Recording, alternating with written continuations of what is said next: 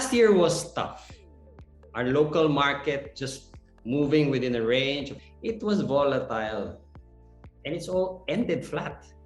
But foreign developed markets performed very well. Allow me to share with you the results of our most recent investor sentiment survey.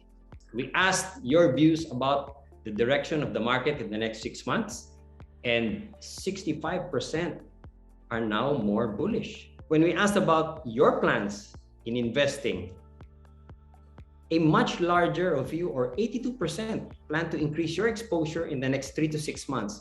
So it looks like investor sentiment among retail investors are turning more bullish. There are some risks to the bearish view or deciding to stay away from the market. First is that COVID-19 actually becomes endemic. Second, there is a possibility that the elections is a non-issue or a non-event. And then third is that inflation, rather than being a problem, is, just transitory. And then the stock market could go up despite high interest rates. And finally, although the outlook is cautious, we feel that this cautious view is already priced in. Volatility will remain, but even though the stock market will be volatile, we are recommending investors to buy on dips. We recommend focusing on large cap issues and also the value stocks, the cheaper stocks. This is because large cap stocks usually lead recoveries. Focus on value because this would allow you to minimize risk. And finally, avoid buying expensive stocks. I don't think growth at an expensive price will continue to be the theme this year. In the US, for example, due to concerns of higher interest rates, we can see that the high-flying stocks that are very expensive are the weakest right now. So a similar trend might actually happen here in the Philippines. In summary, the PSE proceeds to consolidate, and I guess the other speakers have told you why. I mean, this is not smooth sailing. We are going to see a gradual recovery out of this, and this is the reason why the index is still relatively split. But it is trying to chip off resistance, and we hope a push above those 7,350 to 7,475 can lead to a 7,800 to 8,250 area. So we have to be quite selective in our buys. It's not broad-based. Focus on, and I agree with April, mainline issues. This normally begins the ability for a market to recover. Look for issues that are rebounding over their 50 or 100-day moving average or bouncing off them. These kinds of rebounds are the ones that you want to take in. Based on the last survey on the retail, investors are turning bullish. Top concerns are elections, of course, and the virus. But people believe that the market will be much better in the next 6 months, and majority will be increasing their investments.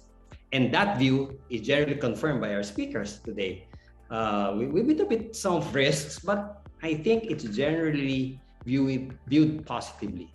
On the global front, the massive liquidity that Anis talked about in the developed markets pumped in the system to help help the world in the past 2 years are now being reversed. So, and there's just that move is going to be very powerful, and plus the fact that inflation is spiking, interest rates are also expected to go up.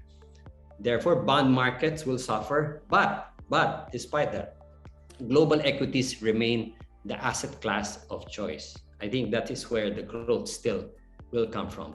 On the local front, on the other hand, there are concerns on elections, of course, and the resulting change in administration, and of course, the variants of the virus. But for as long as the conduct, April said, for as long as the conduct of the election is clean and honest, they're generally acceptable, and the transfer of power is smooth, and our healthcare is not compromised, the economy will grow, businesses will recover, and this will help break the consolidation of the market that Juan is talking about, leading us to the higher levels, 7,800, even 8,200. We have seen that diversifying in other markets has proven well.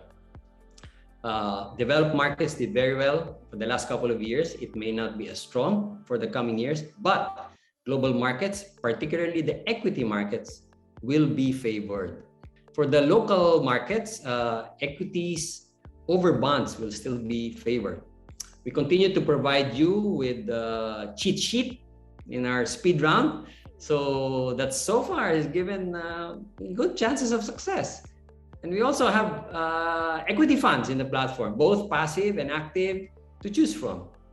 Allocate a bigger portion of your portfolios to the winners, and then but remain diversified. This period of consolidation is giving us the time and the opportunity to review our goals and align our investments accordingly.